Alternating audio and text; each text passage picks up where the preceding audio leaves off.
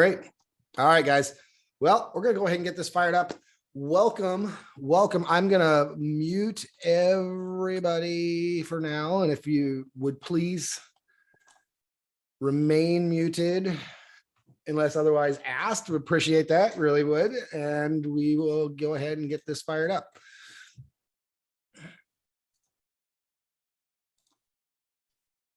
All right. So here we are for the first ever UrVeda Masterclass. So welcome to UrVeda, a brand new personal development platform that is going to be focusing on all different genres of people, all different genres of coaches, business experts, mindset experts. I mean, this is going to have everything under the sun. Eventually is going to be covered by UrVeda. So the nice thing here is you guys are here for the launch. You guys are here for the very, very first one. And this is the Upgrade Your Life Masterclass. I'm Tony Schmaltz. I'm a success coach, author, speaker. I speak at events. I'm hosting a big event coming up. So I love to help people. So that's really what really works well for me. So anyway, without any further ado, we're going to go ahead and get into this masterclass. So get my screen shared here.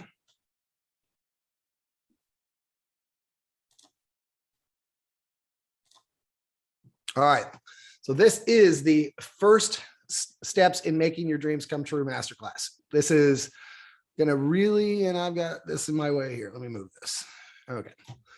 So this can really, these are things that you can do that are really going to help you get started. I mean, whether you're already towards your dreams, you're getting closer, you want to learn more, these are the steps that can really help you get there and really help you get there pretty quickly. First, we're going to start with a quote.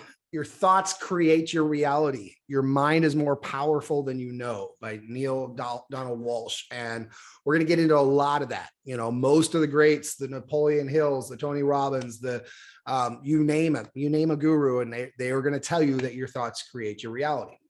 We're going to spend a lot of time focusing on that today because it's so important in setting the foundation for your future success. A little bit about me. I'm a success and transformation coach. My colleagues, my fellow coaches like to dub me the world's best belief coach because I help people really believe in what they're doing, believe in themselves. I have that strong belief. So it's kind of been dubbed my nickname. I was 20 years in the corporate world. The companies I'd worked for either had made or saved millions upon millions of dollars through the programs and processes that we put in place, the teams that we had developed, the leadership that had been there. We built and led massively successful teams. I'm not going to go through each one of these, but now I'm a speaker, consultant coach, and I really do focus on that last piece of it, the personal transformation, limiting beliefs, increasing confidence, personal growth, and removing negative self-talk and self-doubts. You can find much more about me on the UrVeda platform or my website. Limiting beliefs. It's Dr. Wayne Dyer who actually calls them our IMs, like IMs. And what we mean by that is some examples are like, I'm poor at math, spelling, language, etc. So we tell ourselves, I'm not good at this, or I'm missing this, or I need to do, or I'm this, or I'm lousy at some sort of skill, such as cooking, sports, drawing, acting, or similar.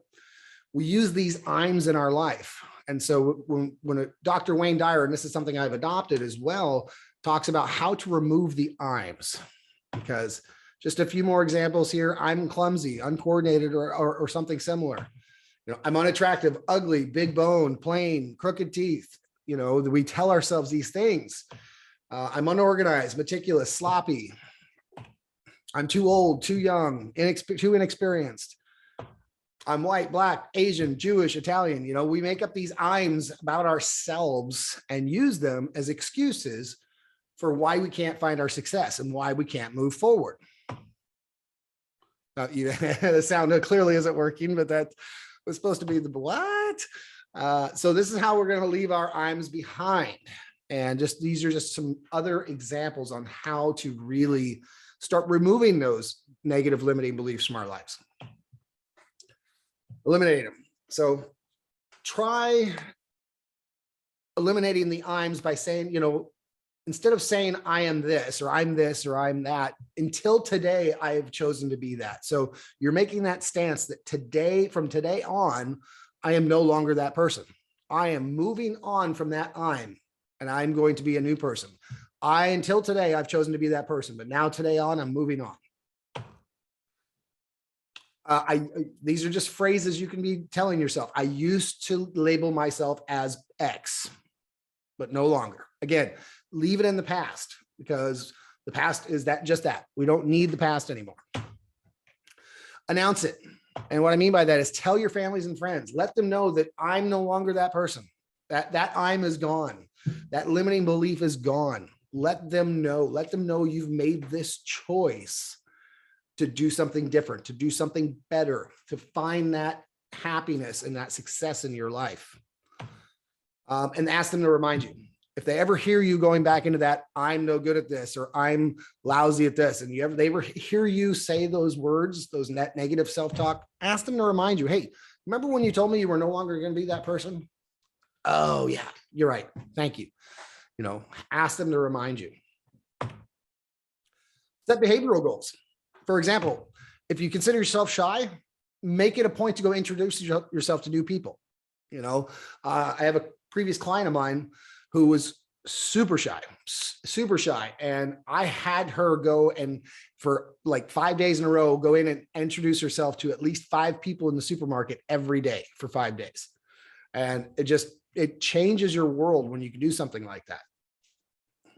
And same thing, you know, if you feel like you're overweight, choose to eat a salad instead of a cheeseburger at McDonald's. You know, it's one of those things that set those goals for yourself, those behavioral goals.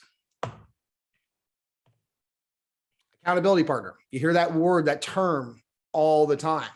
And in this case, it's also equally as true. Somebody to remind you, just like you asked your family and friends to remind you, somebody that's really close to you that can say, hey, you said you're not going to be that person anymore. You told me this time you were making that change. Now, the thing about the accountability partner that can be a little more challenging is you want that person to be somebody who's already where you're at. Somebody who's already got that positive self-talk, already got that, because then they're going to recognize it when you start going negative. Now, if you find somebody who's negative as your accountability partner, then they're just going to let you fall right back in. So make sure when you find that accountability partner that it's somebody who's on that other side that's going to remind you when you got that negative self-talk. Again, announce it. I think I might have put that one in twice because that's the one I already covered on the last slide. And again, looks like I got a duplicate slide here, guys. My apologies. There we go. So these neurotic phrases, we're going to talk about how to move from one type of phrase to another type of phrase. So instead of saying, when somebody says, hey, you know, man, that person over there just has some really, really bad teeth, or whatever that statement is. And instead of saying that's me, like agreeing with that negative talk, you can go, you know what, that was me. Whatever that I'm was. So it's just those simple phrases that we can change from instilling negativity in our subconscious mind to instilling positivity. Like we've all used this phrase before. I can't help it. I just do this way. To instead of I can't help it, I can change that if I really work on it. I can change that if I work on it. It's the simple rephrasing of phrases, simple phrases that really ingrains that positive belief into you versus a negative self-belief.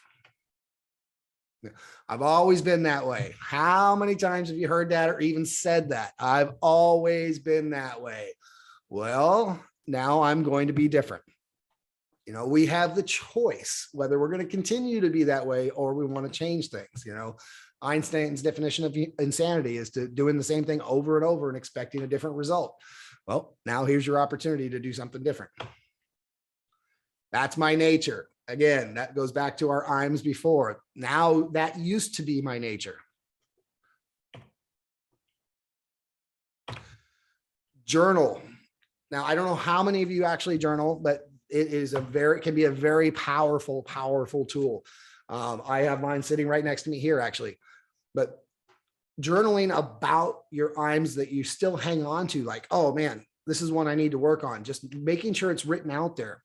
Because for so many of us, in fact, pretty much everybody, welcome to planet Earth, human beings, our mind messes with us. So you may have this in your head at one point and say, oh yeah, that's something I need to work on. And then you'll forget about it. And you'll continue to forget about it until it pops into your head again. And so journaling can help us put those things down on paper so that we can recognize the IMs that we need to work on, the negative self-beliefs, the limiting beliefs that we need to remove. And then journal about the ones you've already improved on. So not only are you writing the ones down that you want to continue to correct, but now you're like, hey man, I got rid of that one. You know what? I used to worry about my receding hairline, but now I'm doing great, you know? So it's one of those things that writing in your journal on a regular basis can really, really help. No, John, I wasn't making a crack at you. Baby steps. So again, there's no reason to overwhelm ourselves and say, oh my goodness, I've got these 20 IMs I need to get rid of. No, just baby steps. Work on one at a time. You know, this is the one I'm going to attack this week, and this is the one I'm going to attack next week, or however you're going to do that. And now I really wish that we had some sound, because that was Jerry Seinfeld saying, I think you might have something here. And so the sound is not working for some reason on the Zoom. Even though I tested this. You know, before we move on here, let's just get ahead. Let's just see how everyone's doing so far. Drop an X in the chat if you're liking what you hear so far and that you're still here, you're still with us. Let's see how many people. Drop an X. Awesome, Catherine. Awesome. Kathleen, great. Still here. I love it. Love it. Hi, Lori. Awesome. Great. Looks like everyone's still here. Cool. All right. Moving back on. Just want to make sure and keep everybody there. All right. So this is actually a friend of mine, Tom Ziegler, and this is his favorite phrase. The secret to success is changing bad habits with good habits. And it's very, very true. Very true. So now you got to evaluate where you're at now if you're going to make improvements. So ask yourself how much time you spend on the following activities. How much time do you watch TV per day? How much time do you do coffee pot talk? And if people don't know what that is, if you work at a corporate business or you work at an office, that's when people get their cup of coffee and instead of going right back to their desks, they sit around and BS with everybody for the next 20 minutes. You know, that's the coffee pot talk, where your intention is to get up and just get a cup of coffee. And then you run into Joe and you're like, oh, hey, Joe, how was this week? How was the weekend? And it turns into a big, well, that's coffee pot talk. What time do you go to bed and what time do you wake up in the morning? We'll get into that a little bit later. Just things to ask yourself as we're going through this list. How much time do you spend scrolling social media? I mean, I like to say that so many people have fingers of fury or Sir scrolls a lot. You know, it's just. And how much time do you spend cruising the web? I mean, when we get on our computers or our laptops or even our tablets, we go in with the best intention that we're actually going to do something with the time. And instead we get drawn down the rabbit hole of click, link over here. And we're like, now we're on some fifth party website about some article on whales. And, you know, we don't know how we got there. So check your time, keep a log. It doesn't have to be much. I mean, I send this out to my clients, but I mean, in reality, when I do this every once in a while, I do this myself every once in a while when I feel myself drifting. I just pull out my yellow notepad and scribble down what I've done for the day and approximately how much time or what time of day. But again, you're not going to remember where you've actually spent most of your time until you do this. You're going to forget about I went out, hung out in the backyard, or I went to the grocery store. These are things that we tend to take for granted and not track. So when we start with tracking our time, and it was Jim Rohn, our famous speaker, Jim Rohn, who used to say, track it for at least a week. Start with a week. If you need more than that, no problem, but you shouldn't do any less than a week to really get an idea of where your time's being spent. Staying the course. So how many people, let's see it in the chat. How many people have heard the phrase consistency is key?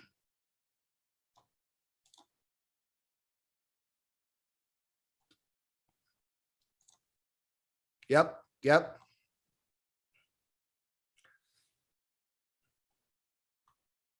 Pretty much everybody, it looks like, has seen that. Cool. Now, what about how do you feel when I tell you that you've been misinformed? Consistency is not key. It's because, all right, what did I lose? That's because consistent action is key. You can consistently do nothing and get nothing done. But if it's taking action. And it's very similar to the phrase where people say knowledge is power. Well, no, knowledge is not only power if you implement the knowledge that you've learned. So it's very similar. So consistency is not key. Consistent action is key. Got to take action in order for it to make a difference. So little changes that can make a huge impact. Back to tracking the time. Here's what we can do a little differently. What if we spent 15 less minutes of TV and 15 more minutes of reading and learning something? 15 minutes is nothing. Average people spend at least an hour and a half to 2 hours on TV every single day. Forget about if they start binge watching a Netflix series or something. Then they just tally that up. 15 minutes, start small. 15 minutes of TV, transferred into 15 minutes of reading. Coffee pot talk. Just get your coffee. Go right back to your desk. Go right back to your work. Don't see Joe and start. You can say, hey, how's it going? And then he can start talking to you. I'm gonna head back to my desk now. So cut that off at the pass. If you normally wake up at 6 a.m., what if you woke up at 5:30 instead, giving yourself an extra half an hour of productivity? A lot of people, or 15 minutes. You don't even have to do a half an hour, just a little bit more time to add. I hear people say, I don't have enough time. Well, what time do you go to bed? What time do you wake up? What if you gave yourself an extra half an hour? How much difference would that make in your day?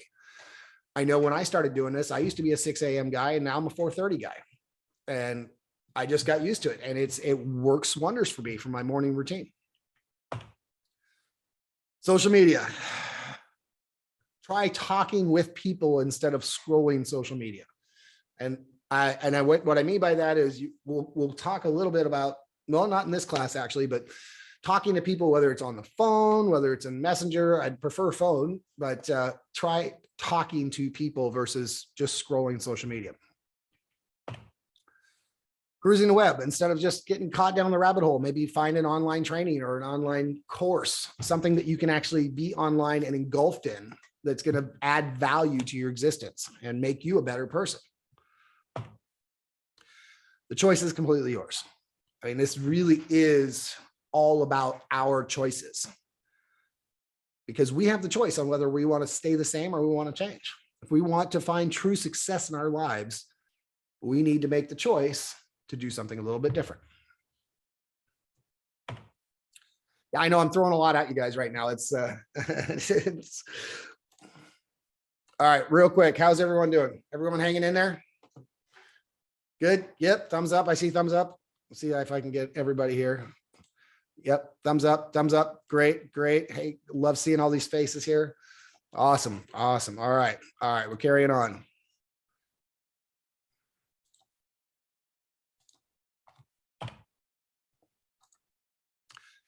Weeding the garden. So you know how when you have a garden or you've got plants anywhere, when these weeds start to grow and if you don't take care of these weeds, they'll just eventually restrict the plant. The weeds will grow and they'll grow so thick that it'll eventually choke out the good plants that you want to keep. And so we have to make sure and maintain that garden. We've got to weed the garden. And what do I mean by that? I mean, like toxic, negative people. Those people around you are the weeds, and they are encroaching in on you as the good plant, and they're eventually going to choke you out if you continue to let those types of people spend much time in your life. The news, mainstream media, cut it out. I mean, it doesn't, I don't care what channel you watch, where you fall. There is not a single news source that I know of that talks about positive things or talks about any sort of positive thing. Cut the news out. Negative thoughts, those are the weeds. We talked about getting rid of the I'ms and working on changing the way we're speaking from a negative to a positive phrase that can really help change our whole world. And remember the I'ms, just like we're talking about. Remove those thoughts, remove those I'ms. So pulling the weeds from your garden. Reduce or remove the negative people. Now, I mean, some, of course, we can't. I personally have family members that just live in that negative world. However, even though I can't completely cut them out, I do reduce the amount of time that I spend with them or talking with them. You know, if there's on the flip side of that, there are some negative people that are coachable and they will eventually become positive people, but you can usually tell that pretty early on, and doesn't do a whole lot of good to try to coach somebody that's not going to change, doesn't want to change. They thrive on negativity. So reduce or remove the negative people from your life as much as you can,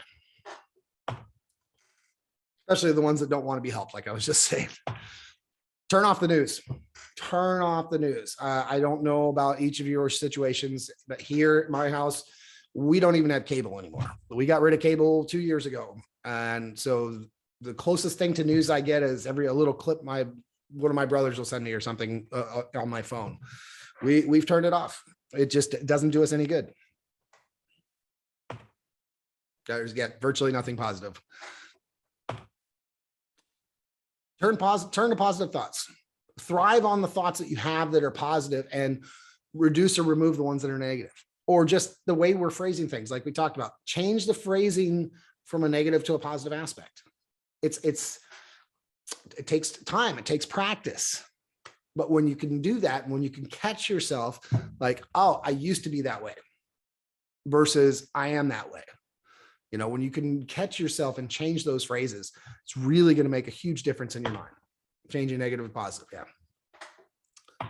And then remove the toxic I'ms. We talked about that earlier. So really, really spend some time removing those negative I'ms from your life.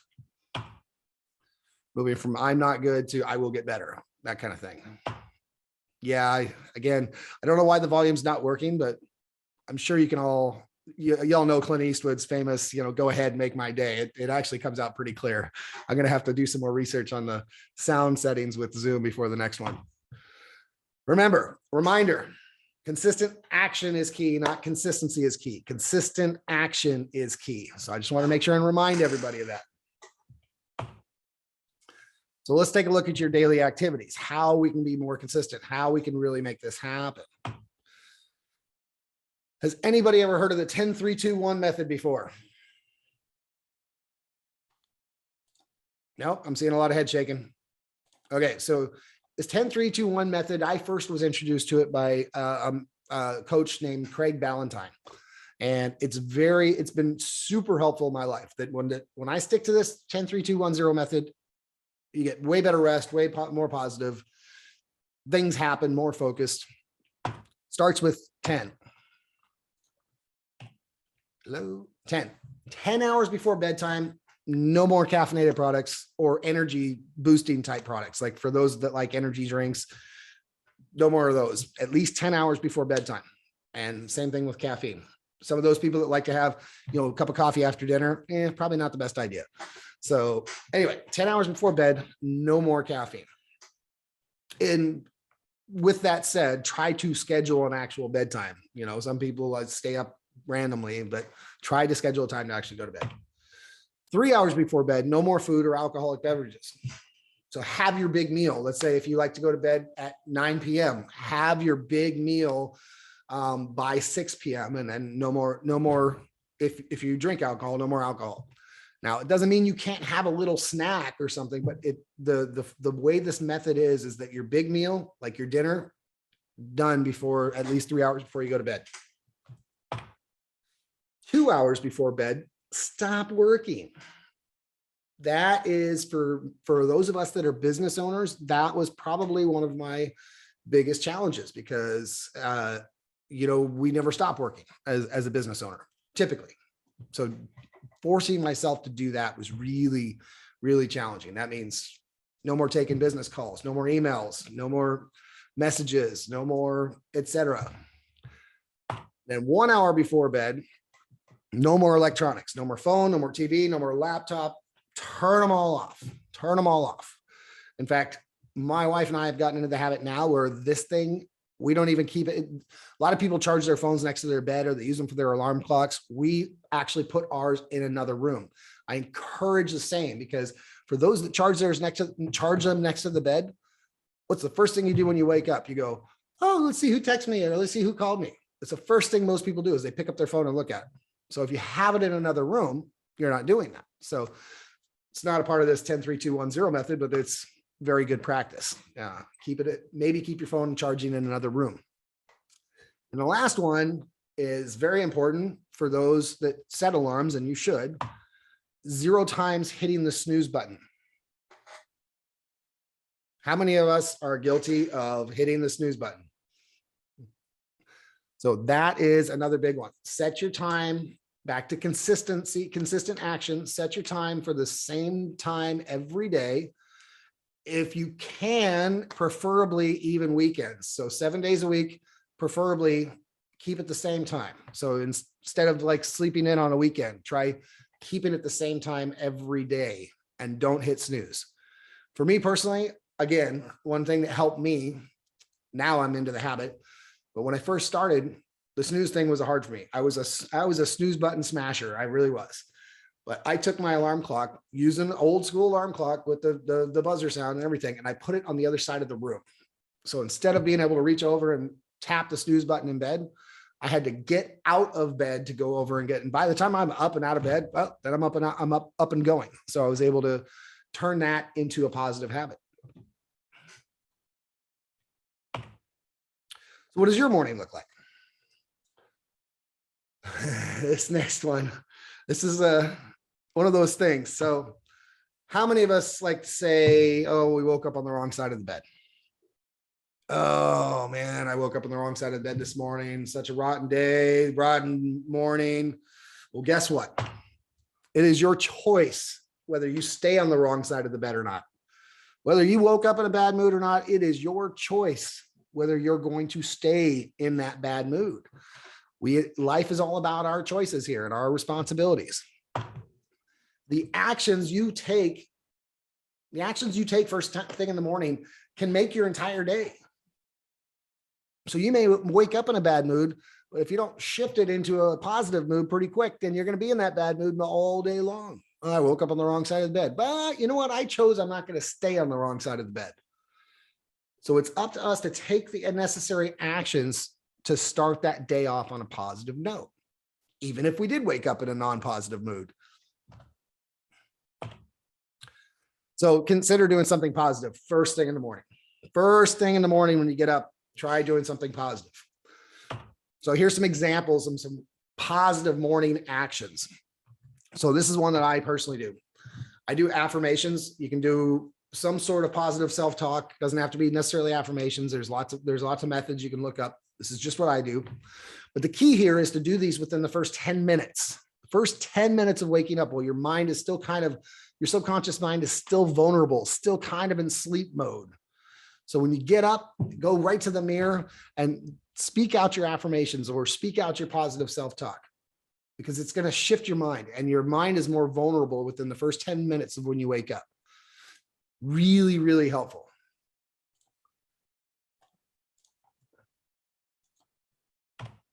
Meditation or prayer. Depending on your belief system, I actually do both. I meditate and pray. I do those different times in the morning, but they are all within the morning. But see, we're starting with affirmations, which is positive self-talk. Then we're going into meditation, which is, again, helping relax the body and mind and help really getting us into a good state of mind. So we're really nailing things down here to really get our day going. Read something inspirational and motivational. You know, they say leaders are readers. Well, doesn't mean you can't read something constructive or business or towards what you do in the afternoon, but in the morning, when you're trying to get your day fired up and get motivated and inspired and stay positive, it's really, really helpful when you have something that you read that really just gets you going. You're like, oh man, now I'm ready to go take on the day. Now, if you're not much of a reader, cool, no big deal. I have clients that really prefer to listen to audiobooks versus video versus reading physical books. That for me, it's about gaining the knowledge and taking action on the knowledge. So maybe watch a motivational video, something inspiring, or listen to an audio or a podcast or something that's going to help inspire and motivate you to really take on the actions you need to take on for the day. And exercise. I'm not saying anything big. I'm not saying to go out right now and go buy a gym membership or something like that. No, that's not what I'm saying at all. But even just walking around the block, you know, or walking through the neighborhood. Some of you that follow me on social media, you'll see that, you know, I frequently do what I call my Schmaltz walk talk, or I'll pull out my phone and do a live video while I'm doing my walk through the neighborhood. So it's nothing big. I'm not walking miles and miles. I'm just walking through the neighborhood. A few minutes of exercise just to get the blood flowing, which helps the mind, helps keep the mind going. Now you've started your day positive. Now we move on to what kind of actions we can take each and every day. And again, these are going to be different for each person, and you'll have to define these for yourself, but we're going to give you some examples. Some of these that came from the last one. So part of the daily method of operations is, you know, some of that other stuff, meditation and prayer, reading, video. You know, we're going to do those every single day. We're going to write these down on our checklist of daily items that we will get done every day, no matter what, regardless of what other tasks we still have. And then the exercise we talked about. Training or coaching. This is one that I highly encourage anybody. And it could be like an online training course. It could be, you know, a masterclass like this. It could be having your own coach or a group coaching program, but absorbing 30 minutes minimum of some sort of training or some sort of knowledge gain is very important. You know, I like to say I'm a lifelong learner, and I encourage everybody I meet to be a lifelong learner. Always be learning something each and every day.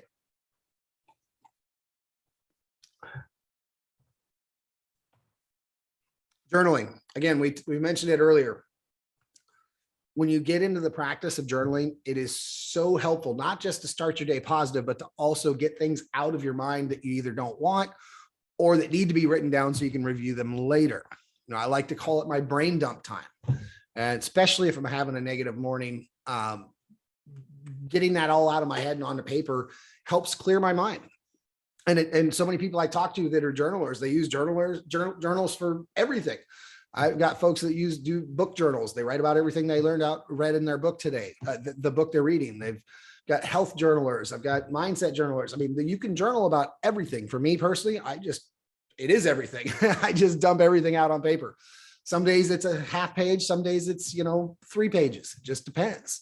I've gone through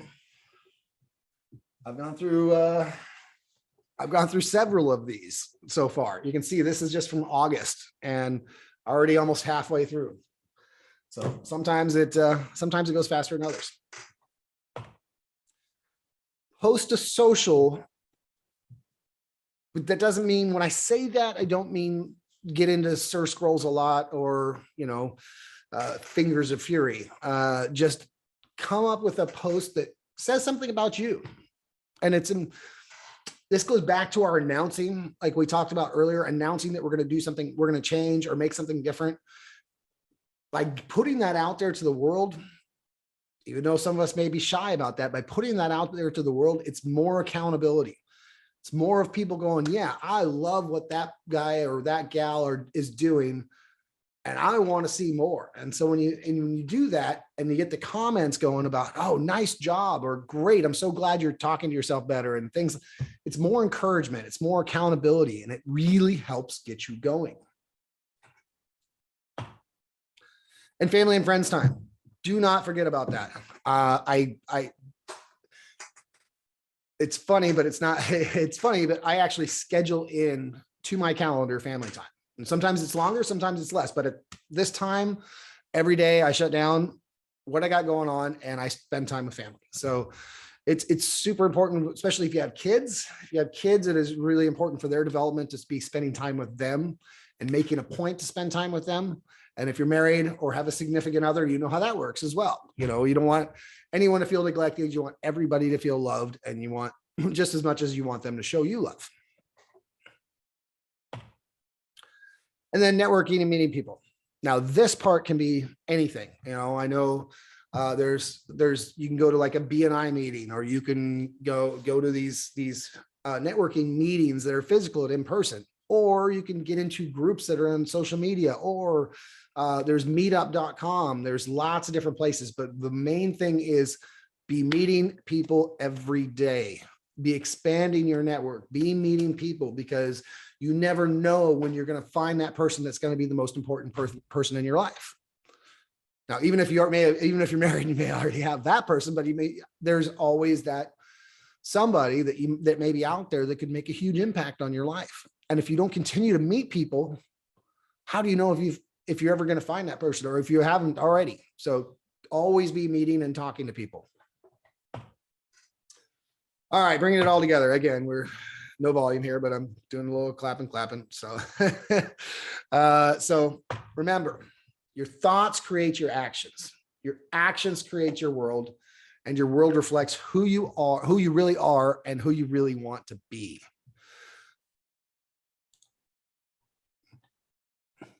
All right. So that is essentially this presentation. This is the foundation. When you can get these things going, I mean, I can teach you all about growing a business or starting a business, but without having this foundation, without having the positive self-talk, without having the development side of things and the daily activities, the rest of it's just going to become harder and harder and more challenging to grow. So I wanted to make sure you guys had that foundation before we really, really got into it. So now the next piece, before I go into Q&A, the next piece is you are now looking at this new UrVeda platform. This is a platform for personal development, like we talked about earlier. And this is the first masterclass of a weekly masterclass that will happen. And we have so many other presenters that are going to be presenting their masterclasses with whatever their topic is. You know, we've got mindset experts, we've got astrologists, you know, we've got business experts, network marketing experts. This is just the tip of the iceberg. This is going to continue to grow and continue to expand. So right now, what we're looking at is we are going to be ready to start registering people as early as tomorrow morning. And so be ready. Find the person that invited you here and ask them how you can get started, with this wonderful platform that's going to continue to help us as people, as business owners, as career folks, as husbands, as wives, as daughters and sons, continue to grow in our lives and become better at what we want to be better at, better people, better businessmen, whatever it is for us. This is the personal development platform of the future. All right. I've said my piece. Now, open it up to Q&A. Do me a favor, please use the little hand raise button first so we don't have everyone speaking all at once. And if whoever's got questions, let's fire away.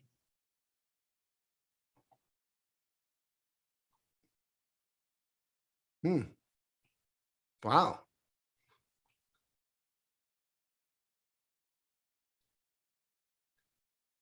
All right. Well, there they are. There's the questions. All right, Darla, you jumped in first.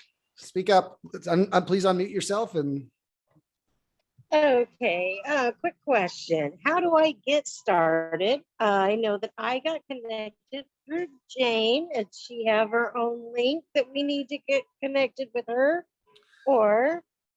Yes. So you will go back to Jane and have a conversation with her, and she can, as early as tomorrow morning, she'll be able to get you all set up and get you started. Awesome. I appreciate it. And this just sounds really amazing. And I'm excited to see where this goes. Yeah. Me too. Yeah, Darla, come on board. Right? Yes, ma'am. I will be. I'm excited. I've been looking into it a little bit more, and I'm really excited about what is about to if you guys are not in a space yet, just so that you know, I've had some taste of other stuff, and what is being presented here is really going to launch everyone. And I just want to already say that, I can already see and just sort of set that intention right now is what I'm hearing and what I'm feeling from what I'm experiencing from what you've said today, Tony, is I'm really seeing that this is an opportunity, and this is going to be something that's going to really launch everyone to where they're really trying to attain. So I'm excited to be ready to jump on board and see where this goes. Awesome. So. Woohoo! Excited to have you. Excited to have you, Darla. All right, Catherine. Hey, Tony, that was brilliant. Really enjoyed that. You get up at 4:30. So, I mean, for that long list, how much time do you give to that lovely long list in the morning? All right. So I actually give, was it 2 hours, just over 2 hours to that list. And I do, part of that is, no, I'm sorry, 2.5. Part of that is because I do the video training in the morning also. Whereas I used to do it in the evening time. I used to shorten my morning routine and do the video training in the afternoon, but I'd find myself drifting off and not really absorbing the material. When I talked about the 10-3-2-1-0 method, the man, Craig Ballantyne, he wrote a book called The Perfect Day. And he talks about how, and if any of you are familiar with Russell Brunson, he's actually coached by him, but he talks about how most people are more productive in their first 4 to 5 hours of the day than in the afternoons. So he talks about getting the stuff that's important to you done early and then work on the stuff, and then the other stuff that's less important in the afternoon. And so that's why I focus on that in the morning. So I'm 4:30, always starts with the bathroom, but by 5, I'm out here, or by 4:45, I'm out here and I'm starting my meditation. By 5, I'm moving from meditation to reading. And I start by reading the Bible, and then I go into reading my actual book, whatever that book is. And then I go into watching a video, and then I go on to my exercise. And then, or I feel like I'm missing something there, but yeah, anyway. So the long story short is it's about 2.5 hours. Okay, brilliant. That's not my homework, by the way. I just wanted to know. Awesome. Russell. Tony, brilliant presentation. Oh, thank you very much. Basically, you answered my question. I was wondering about your meditation practice and whether you do it more than once a day, how long you've been doing it for, what kind of meditation you do, because there's a variety of different ones. I have a technique I do, but one of the benefits of your presentation was for me to write down what I need to do every day, which I think I need to make a list and stick to it. How many of us get to the end of the day, as you said, and see all the things that we didn't cross off our list because we didn't make a list. So making a list would probably be very, very helpful. So please elaborate a little bit on your meditative practice. I think that would be very, very helpful to me and probably others. Thank you. Absolutely. So my morning, to answer your first question, I try to meditate multiple times a day, but it doesn't always work out with schedule. So my morning is, excuse me, my most important. And the morning is what I call visioneering, which is a combination of vision and engineering, because I'm creating that future for myself in my mind. And all I do is I spend 15 minutes, I set a timer, 15 minutes, and I use my phone and my headphones, and I just sit there in the dark with soft music playing, instrumental only, no actual vocals. And I just put myself into that vision of what my life looks like already, as it's already happened. Like it's already happened. You're like, this is what my goal, here's my goals, here's my vision for myself. I'm living it like I already live it. So I do that one day. And then the next day, I'll usually do some sort of guided meditation where I'll actually have somebody speaking to me and going through, whether it's for abundance, or whether it's for spirituality, or whether it's for relaxation. I usually alternate those days. And the third type that I really do a lot of, and this is the one that's more ad hoc, I do throughout the days, like when we start feeling negative and start feeling down. And I know it sounds kind of cheesy from a movie if you know which one I'm talking about, but I go to my happy place. This is something that I was taught from a mentor of mine a couple of years ago, 3 years ago. And there really is such a place. And for each one of us, if we're starting to feel negative, we're starting to feel negativity in our lives, in your mind, go to the one place, physical place that you feel the most relaxed. Now, this needs to be a place that you've actually been to.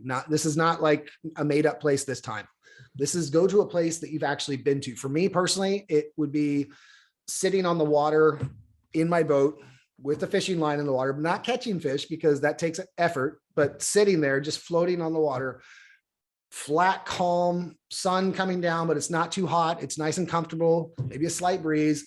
And that's my spot. And that's where I go to. And I'll just sit there. I'll sit there on the water in my mind. And that gets rid of all negative thoughts, brings me back to center. And then I can go back and refocus on whatever I'm doing. Does that answer your question, Russell? Yes, it's very, very helpful. And the happy place concept is new to me. And so I appreciate that as well. So I'm going to work on that. It's evident to me that meditating needs to be a regular process, a regular thing. And I used to do that. And I will even admit to you that if you meditate, if you have the time and you meditate for an hour on a regular basis, your sense of this reality can switch with that reality.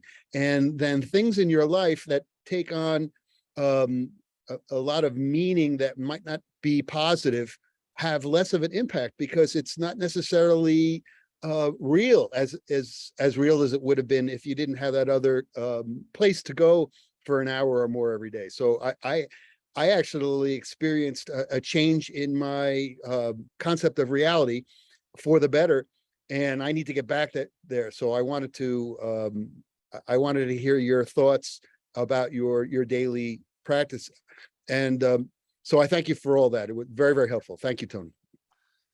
And so I'm not gonna show you, turn my camera here because that's really hard to put back in the right place. But if off to my right here, I have a whiteboard, and I actually have like a bunch of boxes. I have all my line items of daily stuff I'm going to do. Some of it's, exercise, meditate, vision, journal, create my checklist. So these are, and there's a list here, but what I have is I have these little, no, I don't have any extra in my drawer, but they're little green, and it's a little magnetic dot. And on one side it's green, one side it's red. And so I've got all 7 days of the week and then all the tasks. And I have a little dot in each one of those squares. And so every day at the beginning of the week, I turn them all red because they haven't been done yet. And so as I accomplish a task each day, I turn from red to green, red to green, red to green. And I may not finish everything every day. However, the idea is to block out everything green by the end of the week. And so it's a very helpful visual tool, and it's right here in my peripheral. So I'm always seeing it going, oh, wait, I still need to do that. So just kind of a little helpful, potentially helpful tip.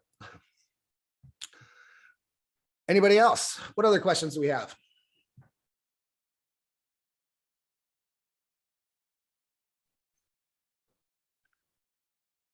No? John, any further comments on UrVeda before we call our launched masterclass? No, Tony, I think you described it all very well. Thank you very much. The class is brilliant. I have only one question. Okay. What do you do when you can tick none of the boxes on Tony's list? What I do and what? You can't take the What box? would you do? What would you do with somebody who ticks none of the boxes on your list?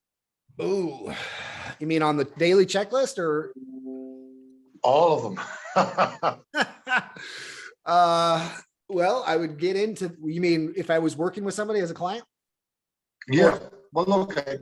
We'll talk about me because it's obviously me I'm talking about.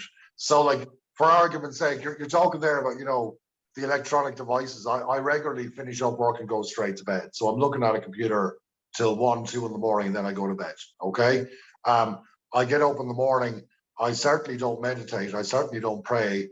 I'm certainly not doing any of those great things that you were talking about. I come down and get straight into a computer again. So the only thing that I might do on that list is exercise. So I would go for a walk every day with the dogs. But what would you recommend for somebody like me? Where would you start on that list? So now, thank you for clarifying your question. I would start with the exercise, whether it's walking the dogs or just walking yourself. Now, with that said, you can do two things at once, because a lot of people that do their walks, they use that as meditative time as well. So if you just, and for me, again, if I'm out on my walk, I'm either if I'm trying to get the exercise versus the meditation, I'll put in some what I call pump you up music, motivational, inspirational. But if I'm trying to meditate, I'll do the same thing. I'll put in the soft music, just instrumental only, and just walk and let my mind wander. Because just letting your mind wander, letting the imagination go is meditation in itself. And it'll help draw you to certain places that you need to go, and think about things you need to get done, and not in an overwhelming, stressing way, because you're getting the blood flowing and you got your mind working. So I would most definitely start with the exercise in that kind of fashion. Like you said, walking the dogs, put in that soft music if you need it. If you don't need it, cool. But that can work on the meditation at the same time. Okay, thank you. Yep. Cool. Yes. Oh, I didn't even see the hand up. Yes, Janet, go, please. So thank you. That was just tremendous. And I'm so excited for this launch. Oh my gosh, we did it. You did it. You made it happen in so many ways. It's so great. And to see all of our faces here and new faces, Darla and Tony, I'm so excited. And I want to just add on a little bit to Tony, what you were saying, and to address John's question. I just taught a yoga class this morning.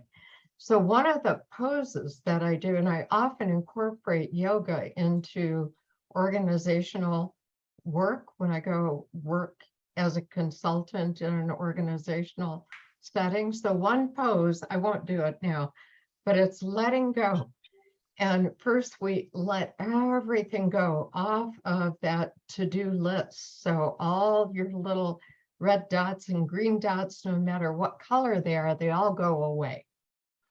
And then later in the flow, in the session, we go into Warrior One, which is taking a stand. So we look at where do we take a stand? And then Warrior Two is taking action. So you may then put those dots back, because now Warrior Two is strengthened and ready to take that action for the day. So I just kind of take it out and put it back in. Awesome. That was great. Thank you. Thank you for that. All right. John, did I see your hand up? Yeah, I had one up. It's not a question as such, but more an observation that one of the best things I've done in the past while is I started a brain dump in the morning. So everything that and even during the day, if I have a thought, I bang it into this little software program that I got, which is brilliant. And then I have a set time, and I go through that, and then I organize it into different lists, and I have a master list then that I follow during the day. And that has been a huge improvement for me with my productivity. So the brain dump has been a huge help. That's Awesome. Awesome. Well, before I forget, everybody, if everybody can please come on, turn our cameras on real quick. We're going to get a screenshot here, because we can share the bejesus out of this all over the place. So are we going to see Adina and Dana and Colette and Geraldine? No? All right. Well, everybody else who's still on, big smile on 3. 1, 2, 3. Make sure turn out. Cool. We are good. All right. Now we can get back to questions. I just wanted to make sure I didn't forget that. Anybody else have any questions or comments?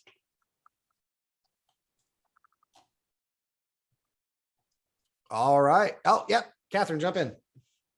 I just wondering, Tony, when is your next, and when are you going to be on UrVeda? When is your slot? Do you know yet? So my normal slot will be on Tuesdays at this time. Perfect. So today was So next Tuesday? next Tuesday this time. Excellent. Brilliant. Thank you. No problem at all. Any other questions?